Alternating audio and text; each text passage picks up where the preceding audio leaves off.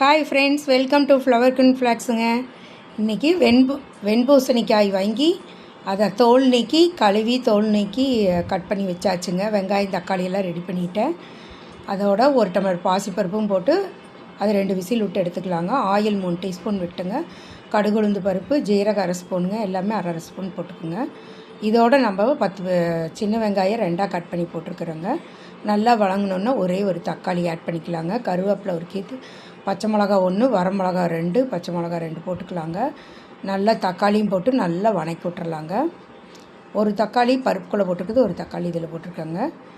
பூசணிக்காயை அதில் ஆட் பண்ணிக்கலாங்க. வெண்பூசணிக்காயை ஆட் பண்ணி நல்லா கலக்கி விட்டுறலாங்க. நல்லா வணங்கினோன்னா தேங்காய் அரைச்சி அதனோட பால் இருத்துக்கலாங்க. பருப்பும் எடுத்து பாசிப்பருப்பை கடைஞ்சி 2ஐயுமே மிக்ஸ் பண்ணி நம்ம பூசணிக்காயோடு ஆட் பண்ணிக்கலாங்க.